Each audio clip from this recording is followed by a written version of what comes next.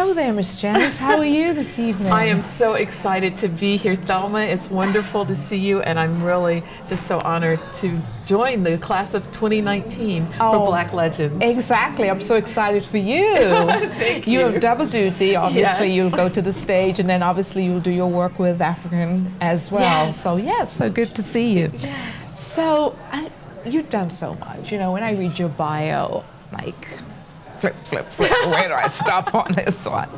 So what I want to ask you is, you've done a lot of interviews from your actors, your politicians, and everyone. What is your most memorable interview that you have done? Gosh, well, I think probably the most memorable one was one that now has a historic context. I had to read a book for an author that was coming to town, and I thought, let me try to get this name right, because you know how it is sometimes, Yes. unusual names, you want to make sure.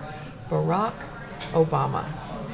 And so, meeting him, doing the interview, he was so incredibly charismatic that all of us in the studio that day said, oh, we know we're going to hear more from him. Right. And then I always tell my interns, it's important to stay in touch with people because I was born in Chicago, and he was from there. He said, well, next time you're in town, here's my number. Call Michelle and me and stop in.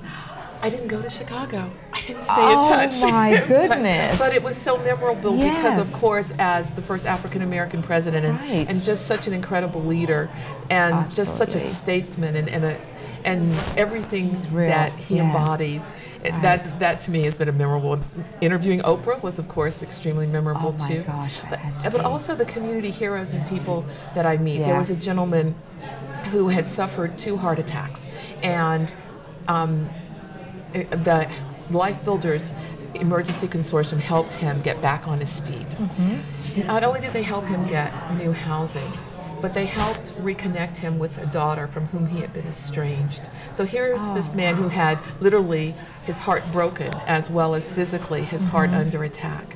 And the people in the community with this agency, EHC Life Builders, not only helped him get a home, but they helped mend this relationship that meant the world to him.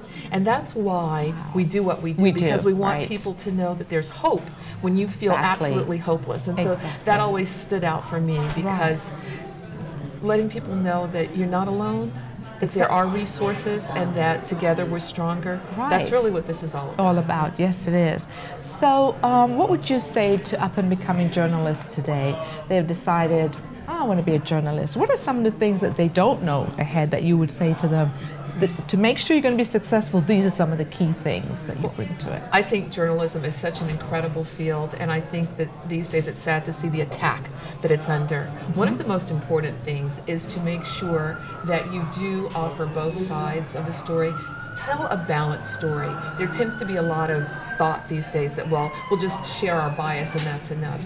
But for people who are sentient beings and able to really digest information, being fair and telling the truth is what they really need. And I think it's important to, even in this day of citizen journalism and a lot of people having their own YouTube channels, which is great in terms of visibility and accessibility, but it's still important to make sure that we are telling the truth, and to also make sure that there is balance. And then also I would say, just as you go in life, surround yourself with people who are people of integrity, people who can really pour into your life and keep the toxic people and situations away. Because ultimately, as you go through life, what you have around you will help you achieve your destiny. Right. And with the community, you do so much. Is there any particular thing that you're just driven, that is your baby, that you hold close to your heart? Well, certainly Black Legends is that. I mean, being...